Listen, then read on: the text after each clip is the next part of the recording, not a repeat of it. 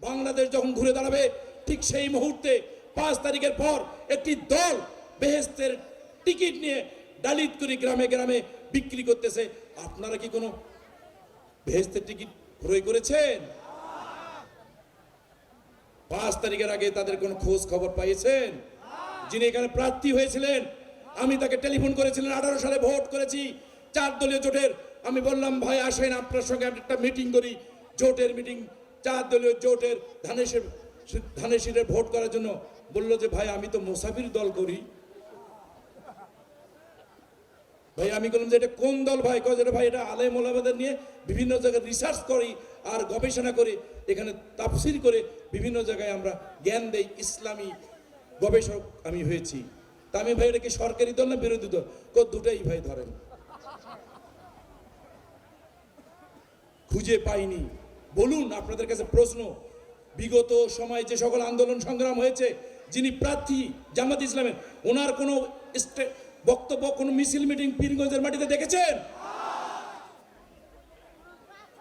যে দলের আমির প্রয়াত গোলাম মোস্তফা, তার ভাই বর্তমান আমির মিজানুর রহমান, তারা গ্রেপ্তার হয়েছিল। প্রায় 350 আসামি ঢাকার হাইকোর্টে প্রিয় নেতা তারেক রহমানকে টেলিফোন করেছি। উনি বলছে ব্যারিস্টার কায়সার কামালের কাছে যাও, এত টাকা তুমি কোথায় পাবা? আমি কোনো, আমার কোনো টাকা নেই।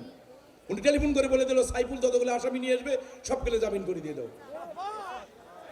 ঢাকায় 350 আসামিকে আমি সাইফুল নিয়ে যে জামিন করেছি, তাদের দুপুরকে লাঞ্চের ব্যবস্থা তারেক রহমান করে দিয়েছে যে ওদেরকে তুমি খাওয়াই দাও।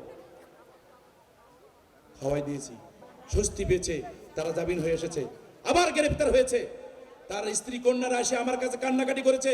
জামাতের নেতাকর্মীদের বাসায় গিয়েছি, জেলা জামাতের নেতার কাছে গিয়েছি, থানা জেলা আমিরের বাসায় গিয়েছি, বলছে আর কোনোদিন আমার বাসায় আসবেন না, কারণ আমার বাসায় আসলে আমারও খবর আছে।